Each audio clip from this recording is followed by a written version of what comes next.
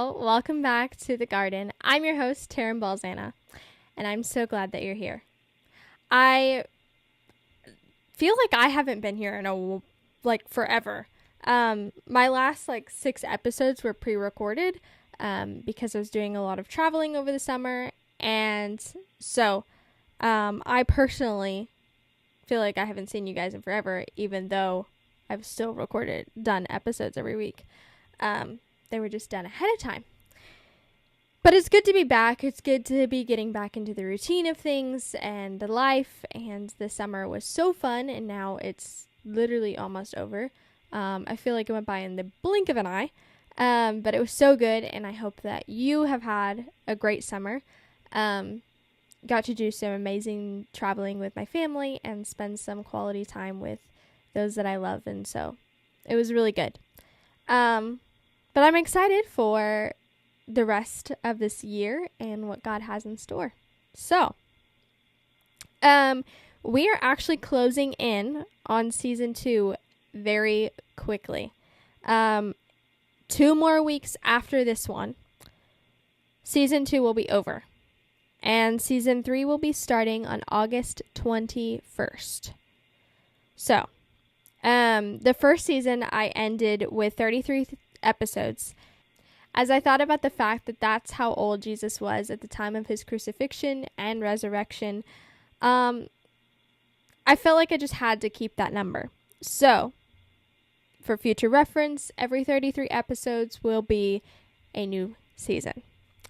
I have some things in mind and some ideas for next season, and I am pretty excited about them. I also feel a studio change coming in the near future.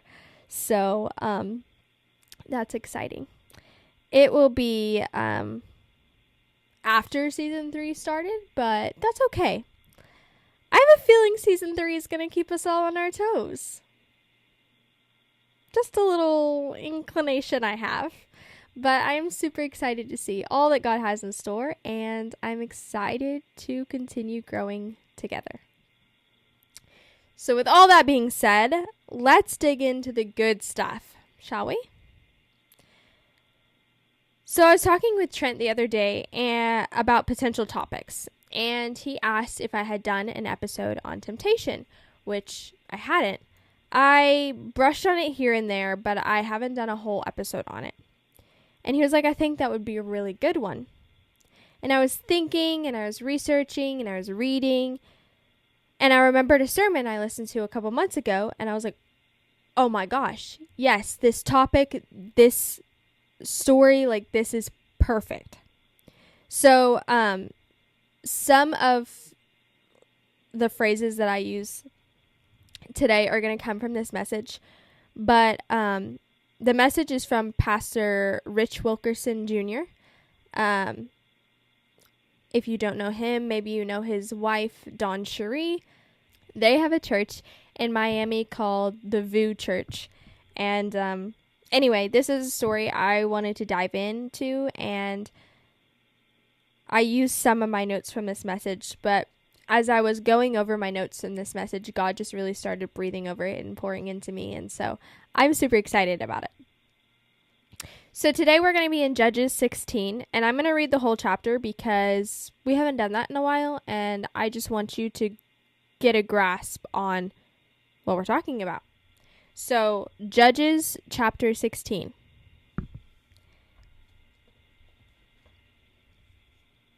It is the story of Samson and Delilah. Samson went to Gaza, and there he saw a prostitute, and he went into her. The Gazites were told, Samson has come here, and they surrounded the place and set an ambush for him all night at the gate of the city. They kept quiet all night, saying, let us wait till the light of the morning, then we will kill him. But Samson lay till midnight, and at midnight he arose and took hold of the doors of the gate of the city and of the 2 posts, and he pulled them up, bar and all, and put them on his shoulders, and carried them to the top of the hill that is in front of Hebron. After this he loved a woman in the valley of Sorek, whose name was Delilah. And the lords of the Philistines came up to her and said to her, seduce him, and see where his great strength lies, and by what means we may overpower him, that we may bind him to humble him. and we will each give you 1,100 pieces of silver." So Delilah said to Samson, "Please tell me where your great strength lies, and how you might be bound that one could subdue you." Samson said to her, "If they bind me with 7 fresh bowstrings that have not been dried, then I shall become weak and be like any other man."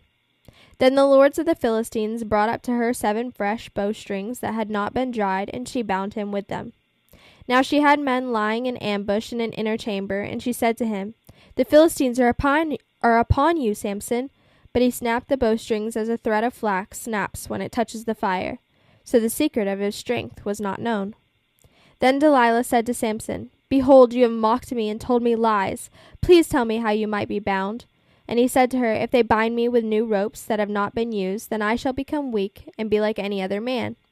So Delilah took new ropes and bound him with them, and said to him, "The Philistines are upon you, Samson." And the men lying in ambush were in an inner chamber, but he snapped the ropes off his arms like a thread. Then Delilah said to Samson, Until now you have mocked me and told me lies. Tell me how you might be bound." And he said to her, If you weave the 7 locks of my head with the web and fasten it tight with a pin, then I shall become weak and be like any other man." And while he slept, Delilah took the 7 locks of his head and wove them into the web. And she made them tight with the pin, and said to him, "The Philistines are upon you, Samson." But he awoke from his sleep and pulled away the pin, the loom, and the web. And she said to him, "How can you say, 'I love you,' when your heart is not with me? You have mocked me these 3 times, and you have not told me where your great strength lies." And when she pressed him hard with her words day after day and urged him, his soul was vexed to death. And he told her all his heart, and said to her, "A razor has never come upon my head, for I have been a Nazarite to God from my mother's womb. But if my head is shaved, then my strength will leave me, and I shall become weak and be like any other man." When Delilah saw that he had told her all his heart, she sent and called the lords of the Philistines, saying, "Come again, for he has told me all his heart." Then the lords of the Philistines came up to her and brought the money in their hands. She made him sleep on her knees, and she called a man and had him shave off the 7 locks of his head. Then she began to torment him, and his strength left him. And she said, "The Philistines are upon you, Samson." And he awoke from his sleep and said, "I will go out as at other times and shake myself free." But he did not know that the Lord had left him. And the Philistines seized him and gouged out his eyes and brought him down to Gaza, and bound him with bronze shackles, and he ground at the mill in the prison. But the hair of his head began to grow again after it had been shaved. Now the lords of the Philistines gathered to offer a great sacrifice to Dagon their god, and to rejoice. And they said, "Our God has given Samson our enemy into our hand." And when the people saw him, they praised their God, for they said, "Our God has given our enemy into our hand, the ravager of our country, who has killed many of us." And when their hearts were merry, they said, "Call Samson, that he may entertain us." So they called Samson out of the prison, and he entertained them. They made him stand between the pillars, and Samson said to the young man who held him by the hand, "Let me feel the pillars on which the house rests, that I may lean against them." Now the house was full of men and women. All the lords of the Philistines were there, and on the roof there were about 3,000 men and women who looked on while Samson entertained. When Samson called to the Lord and said, "O Lord God, please remember me, and please strengthen me only this once, O God, that I may be avenged on the Philistines for my 2 eyes." And Samson grasped the 2 middle pillars on which the house rested, and he leaned his weight against them, his right hand on the one and his left hand on the other. And Samson said, "Let me die with the Philistines." Then he bowed with all of his strength, and the house fell upon the lords and upon all the people who were in it. So the dead whom he killed at his death were more than those whom he had killed during his life. Then his brothers and all his family came down and took him and brought him up and buried him between Zorah and Eshtaol in the tomb of Manoah his father. He had judged Israel 20 years. So I know that was a lot, but I hope that you got some of it. Feel free to pause if you need to still read or go back and read. But in the message I listened to, Pastor Rich Wilkerson, he sang the little song, Samson and Delilah sitting in a tree, Kissing. And he said, first goes the hair, then goes the eyes, all because of a little compromise. And that might have made you laugh a little, and it definitely did me when I first heard it. I was like, shoot! But also laughed a little. But that's the reality. Compromise cost Samson everything. So let's dig into the deeper story behind temptation and how one small yes to the wrong thing can rewrite your whole story. So, Samson was born with a divine assignment. Set apart as a Nazirite, chosen before birth to begin delivering Israel from the Philistines, he had a clear calling, but he struggled with consistent character. He was physically strong, but spiritually reckless, which is a reminder that you can be anointed and still vulnerable. Anointing does not make you untouchable, especially when you lack alignment, because alignment is often greater than assignment. Samson had an assignment from God, but he didn't always live aligned with God. And when there's a gap between your calling and your character, temptation will expose it. Now, Samson didn't fall in one day. He fell in stages. He broke his Nazirite vows, touching dead things, partying with the wrong crowd, and eventually giving away the secret of his strength to Delilah. Now, as you can tell from this story, if you give the devil a foothold, he's coming for a stronghold. And you might say, oh, that's a little dramatic. I mean, it's just a little compromise, right? Just a late text. Just another episode. Just another scroll. Just one more time. We're only going to be alone for 5 minutes. Temptation rarely feels destructive in the moment. It often feels exciting, flattering, or even deserved. We think we're playing with something small. And because we think it's small, we think we're strong enough to handle it. But that little compromise is holding the door open for devastation and destruction. Samson wasn't tricked. He was tempted. Delilah didn't sneak behind his back. She asked him directly, over and over, to tell her the source of his strength. So why didn't he leave? He was entangled. It was emotional compromise. I mean, she said, how can you say you love me and not tell me? She got to him. And we would all have to admit that if someone were like, oh, then you must not really love me if you won't tell me. That would get to you. I mean, people pick people based on chemistry and butterflies. But the problem with butterflies is they fly away. You don't marry someone based on their potential. You marry someone based on pattern. Who have they repeatedly shown you that they are? We ignore red flags because we're chasing a feeling. But if the person you're yoked to doesn't share your values, your vision, your walk with God, they won't build with you. They'll break you. And they'll break down every bit of what you may have built before them. Whatever tiny little piece of foundation you might have laid, they will break it. The person you marry will either be your greatest asset or your greatest liability. Samson chose liability, and it cost him everything. As I mentioned earlier, most of us flirt with temptation because we assume we're strong enough to handle it. 2 Timothy 2:22 says, you're not called to fight temptation, you're called to flee from it. Flee from it. The Bible doesn't say stand there and flex, show it what you've got. It says run, get out, move. Because the longer you linger, the harder it is to leave. What's beneath the sin? Why do we keep going back? Why do we do what we don't want to do?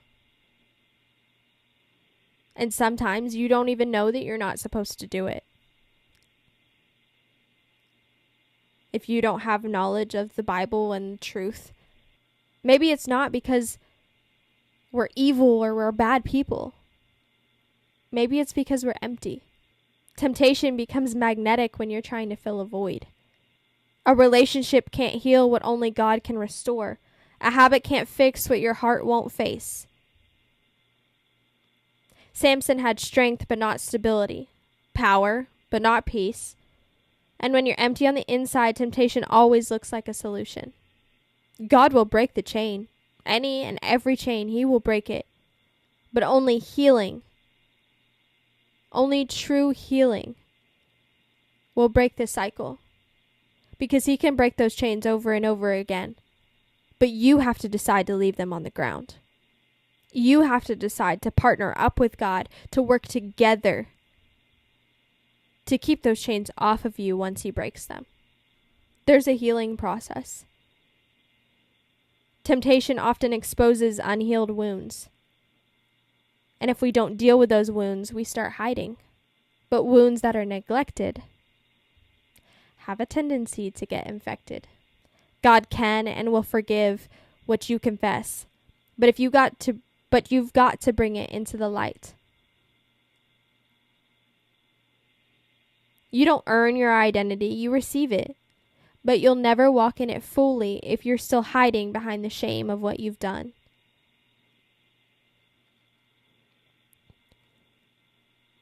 Because healing takes more than confession. It also takes intention. You have to be willing and ready. It's a process. Restoration is not something that happens overnight. And when you start doing restorative work and letting God do it in you, you have to be patient with the process. You have to be patient with yourself. In the end, Samson was literally blind. But spiritually, he could finally see. He turned back to God. He recognized his need for him. And in his final moment, he fulfilled the call that had been placed on his life since birth.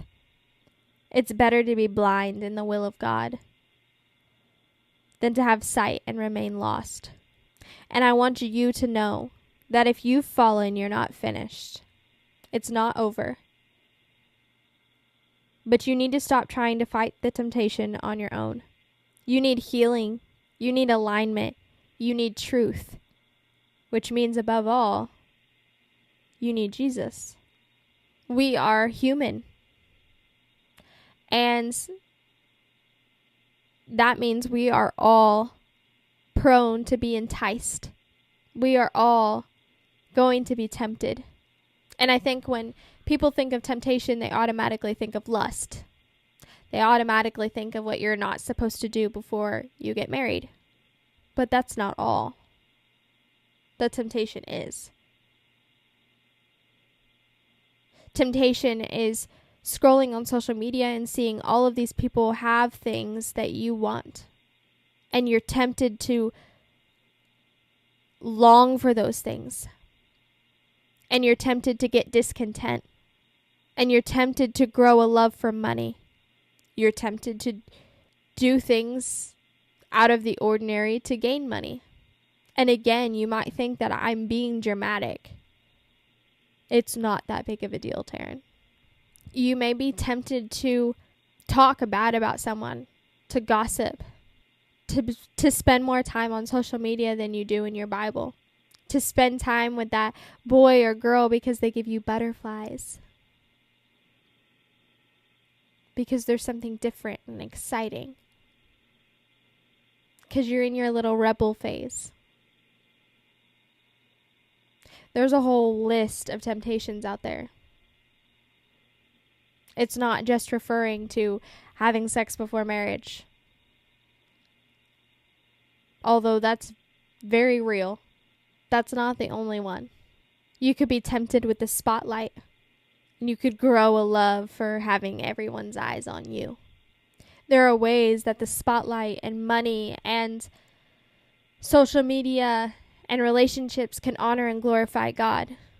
But one of the devil's biggest tactics is division. So if he can create division between you and God, between your relationship with God, if he can turn those things that could be used for good and entice your fleshly desires, then they get switched. They get flipped. So now they're no longer being used to honor and glorify God. They're no longer being used for the kingdom. Now they're being used to entertain darkness.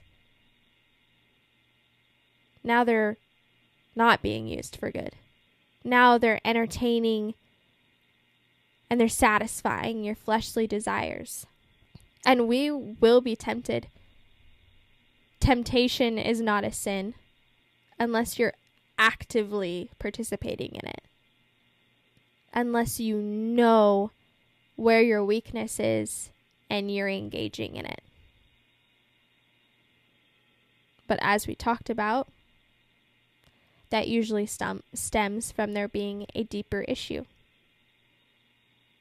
And you have to decide whether or not you're ready to team up with God and put in the work to acknowledge that deeper issue so that you and God can fight back against it. I love you guys so much. And God's best is the best for you. I promise. I hope you guys have a great rest of your day, night, week, and I will see you guys next week. Bye.